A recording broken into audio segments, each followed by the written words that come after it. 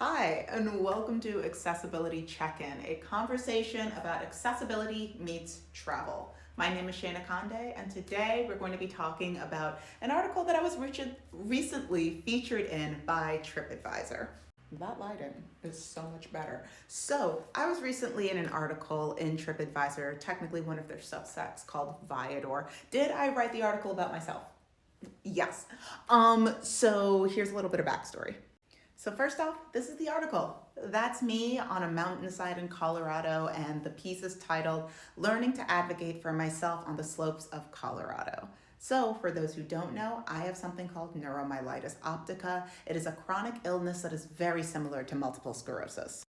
For this particular autoimmune disease, it came fast and it hit hard. I started feeling symptoms in this hip around late October, early November of 2026, and by December 31st of 2026, I was fully paralyzed, hospitalized, the works.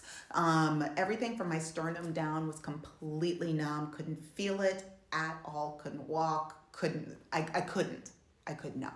So it took a full year for me to be able to recover to the point where now I'm completely independently mobile, even though I do have some flare-ups every now and then, and I do have numbness in my legs, and I need to do semi-annual blood infusions, that kind of thing.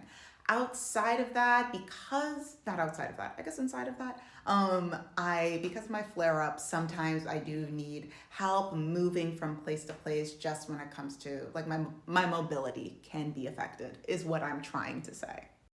So, as a Black woman who also has to deal with that internalized but also stereotyped idea of the strong, independent Black woman who don't need no help, that kind of thing. And then being in the situation of having this autoimmune disease that requires assistance from other people, there was a lot of internal turmoil for me when I was offered this initial press trip to Steamboat Springs, Colorado, which I'm so grateful that I went. This was a trip hosted by One Fine Stay, and this was the log cabin that we stayed in. I had 7 rooms, 6 bathrooms. It was crazy. So it was me and 2 other journalists, and then 2 PR people. This is a video of my personal accommodation. So my ensuite bathroom, my bedroom, the gifts that they gave me, and my balcony. What I did not know was that it was going to be a snowy drive there, and then like a large flight of stairs upstairs to get to my living arrangements. My body does not do well in the cold. My body does not do well in the cold, and I was incredibly nervous about being in this destination and seeing what Colorado had to offer because I didn't know if my body would be able to keep up.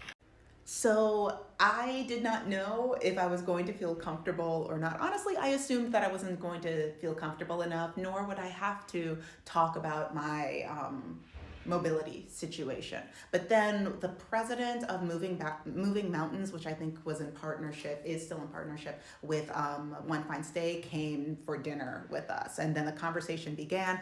I was obviously the only Black person in attendance. Within the travel industry, especially among travel journalists, there are very, very, very, very few Black women in the space. And if there are Black women in the space, if they have a chronic illness, they don't talk about it. If they have mobility issues, they don't talk about it. So at this moment in time, I still am the only one. But this was my first ever press trip.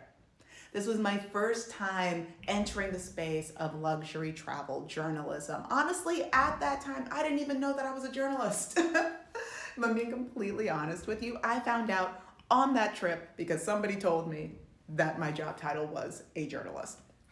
So, and that did not happen yet. So I was still just like, ooh, this is wild. Anyway, so we're at dinner, and then the president comes and sits down, and he just wants to talk about what our experience is like so far, because we all arrived that day. And there's a lighthearted conversation that's happening. It's cute, it's fluffy, but I have this this question is burning a hole in my chest at this point. And all of these non-Black, non-disabled, non-mobility assistance needing people are talking about, oh, well, the hot tub and the food and the transportation and the this and that. And I'm like, I actually really do have a question. Mind you, I don't know decorum. I don't know what I should or should not say at this point. I just got here. There are people that have been in the industry for anywhere between 8 to 15 years. They know how this works. I didn't even know I was a travel journalist. So I say, listen, I got a question. And they say, oh, Shayna, what's your question? And I say, when it comes to accessibility, what are you guys doing to help people that have accessibility needs? And then a hush fell across the crowd. And I felt myself go, maybe you shouldn't have said anything, Shayna. But by that point, it was too late. Words had already been spoken. And then it began a very open and honest conversation about not just what my particular needs are and were, but about what this company is doing to try and increase their accessible amenities and offerings to the people that are coming to Colorado, not just within the homes and the buildings and the apartments that are within their collection, but also when it comes to the organizations that they're partnering with, right? Like, I don't like the cold, so I am uninterested in cold weather sports, but they partnered with an organization called STARS that works specifically with people who are disabled who want to learn how to ski and snowboard. And I'm like, see, that's lovely. That's something that I am interested in knowing more about. And then they were like, Shayna, why didn't you let us know that you had these mobility things as we were planning this trip for you? And I was like, I am scared. I'm gonna be honest with you. I'm scared.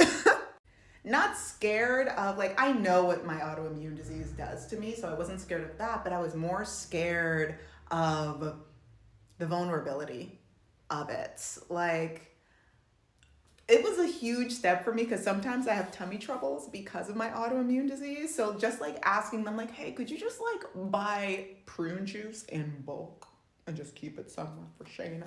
I was like,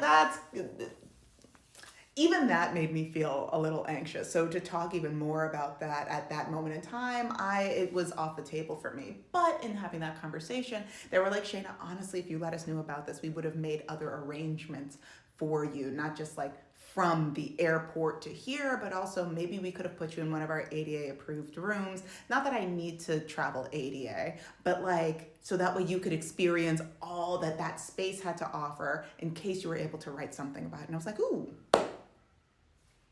that makes sense. Somebody should hire a journalist for this. And then 2 days later, I discovered that I was a journalist. And then a year later, I was able to write about this piece. So if you would like to learn more about how this little town in Steamboat Springs, Colorado, taught me about how to effectively advocate for myself, the link is below, is all I'm gonna say. Oh, and also, because I was able to talk about like, hey, so this is specifically why I don't want to do any of the like intense physical activities on the mountainside. Is there anything else that I can do during that time? They're like, oh my God, Shayna, say less. So I got to go to Strawberry Park Hot Springs. I was in this hot springs. Also, like, this hot springs gets real, supposedly lore in town is that it gets a real freaky swingers level stuff starts happening in the after hours. So I went in the morning. I wasn't here for that kind of adventure particularly, but all that to say, in me learning how to advocate for myself and learning how to just like state my needs, as scary as it was, I got to have this wonderful experience. And I made a friend along the way, and she came with me to the hot springs. So yeah, I think that's all I have to say. Yes.